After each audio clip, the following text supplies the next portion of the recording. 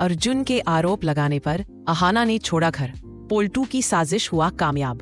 बड़े घर की छोटी बहू के आज के एपिसोड में ड्रामा अपनी सारी हदें पार करने वाला है, क्योंकि अहाना और अर्जुन का रिश्ता अब एक ऐसे मोड़ पर खड़ा है जहां से वापसी मुमकिन नहीं लगती। कहानी की शुरुआत वहां से होती है जहां पोल्टू अपनी पुटिल मुस्कान के साथ दूर खड़ा तमाशा देख रहा है। उसने जो नफरत के बीज बोए थे वो अब एक विशाल पेड़ बन चुके हैं। अर्जुन, जो कभी अहाना की परछाई से भी प्यार करता था, आज उसी अहाना की पवित्रता पर कीचड़ उछाल रहा है।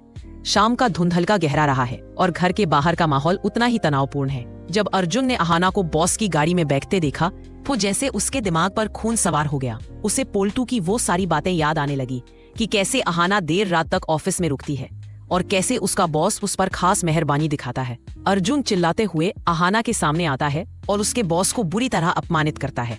अहाना हक्की बक्की रह जाती है। उसे समझ ही नहीं आता कि उसका पति, जो उसे दुनिया में सबसे ज्यादा जानता था, आज उस पर ऐसे घिनौने इल्जाम लगा रहा है। अर्जुन के शब्द किसी नुकीले खंजर की तरह अहाना के दिल को छलनी कर रहे हैं।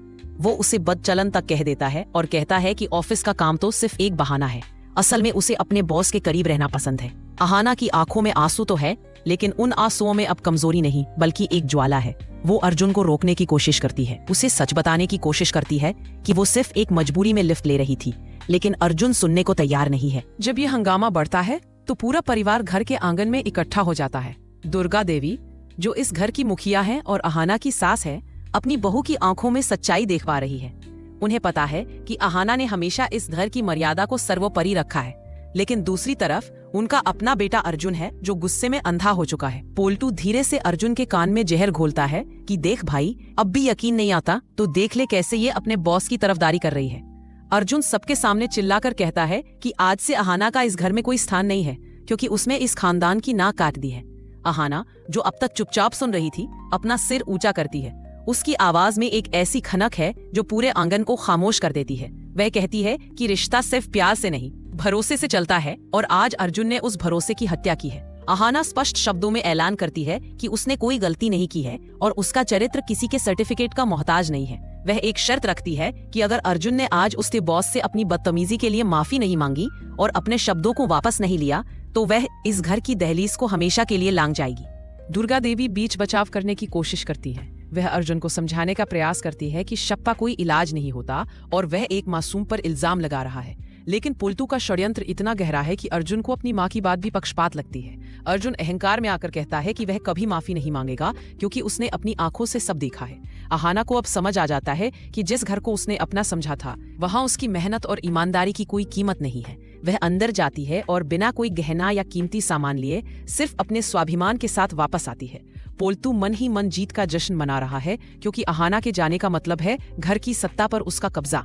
अहाना जाते जाते अर्जुन की आंखों में आंखें डालकर कहती है कि जिस दिन तुम्हारी आंखों से यह नफरत की पट्टी उतरेगी, उस दिन तुम्हारे पास पछताने के लिए भी कुछ नहीं बचेगा। वह भारी मन से लेकिन मजबूत कदमों के साथ घर से बाहर निकल जाती है। दुर्गा देवी असहाय खड़ी रह जाती है, जबकि अर्जुन को लगता है कि उसने सही किया है। लेकिन असली खेल तो अब शुरू हुआ है, क्योंकि अहाना का घर छोड़ना इस बड़े घर की खुशियों के अंत की शुरुआत है।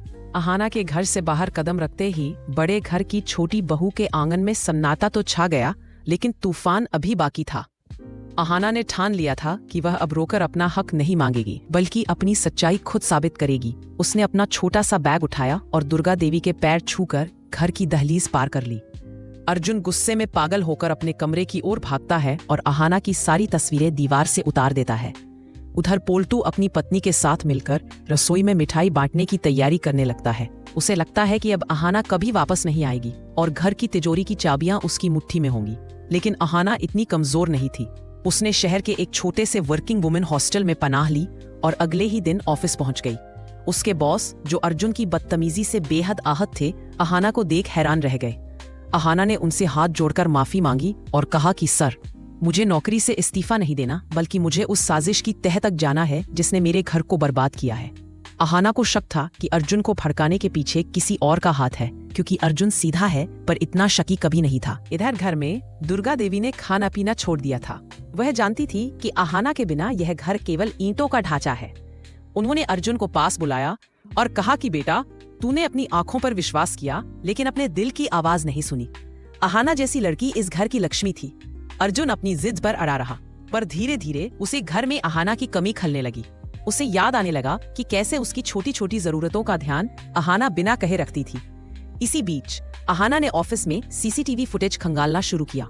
उसे पता चला कि जिस दिन अर्जुन वहां पहुंचा था उससे ठीक पहले पोल्टू के एक आदमी ने अर्जुन को फोन किया था और उसे गलत लोकेशन बताई थी। अहाना ने चुपके से पोल्टू के फोन कॉल्स का रिकॉर्ड निकलवाया और उसे जो पता चला उसने उसके पैरों तले जमीन खिसका दी।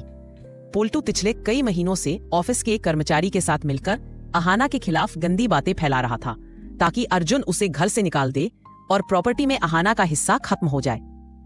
अहाना ने हार नहीं मानी। उसने एक प्लान बनाया और दुर्गा देवी को गुप्त रूप से एक मंदिर में बुलाया। अहाना ने माँ को सारी सच्चाई बताई और सबूत दिखाए। दुर्गा देवी की आंखों में खून उतर आया। उन्होंने अहाना के साथ मिलकर एक जाल बुना। अगले दिन घर में एक बड़ा फंक्शन रखा गया जिसमें अर्जुन और पोल्टू दोनों मौजूद थे। अचानक वहां अहाना अपने बॉस और पुलिस के साथ दाखिल हुई। अर्जुन फिर से चिल्लाने लगा, लेकिन अहाना ने बिना डरे पोल्टू के आदमी को सामने खड़ा कर दिया। उस आदमी ने सबके सामने कबूल किया कि कैसे पोल्टू भैया ने उसे पैसे देकर अर्जुन को ऑफिस भेजने और अहाना के खिलाफ भड़काने के लिए कहा था। अहाना ने एक वॉइस रिकॉर्डिंग प्ले की जिसमें पोल्टू साफ साफ कह रहा था कि एक बार अहाना घर से निकल जाए तो मैं अर्जुन को भी रास्ते से हटाकर सारी जायदाद हड़प लूंगा। सच्चाई सामने आते ही अर्जुन के पैरों तले जमीन खिसक गई। उसे अपनी गलती का एहसास हुआ कि उसने एक फरिश्ता जैसी पत्नी पर शक किया और एक सांप जैसे भाई पर भरोसा किया। अर्जुन की आंखों से पश्चाताप के आंसू गिरने लगे। वह अहाना के पैरों में गिर पड़ा और उससे माफी की भीख मांगने लगा। लेकिन अहाना ने पीछे हटते हुए कहा कि अर्जुन, आपने मेरे चरित्र पर दाग लगाया था जिसे मैंने धो दिया है, लेकिन जिस भरोसे को आपने तोड़ा है उसे जुड़ने में वक्त लगेगा। दुर्गा देवी ने पोल्टू को घर से बाहर निकाल दिया और अहाना का हाथ थामकर उसे फिर से घर के अंदर ले आई।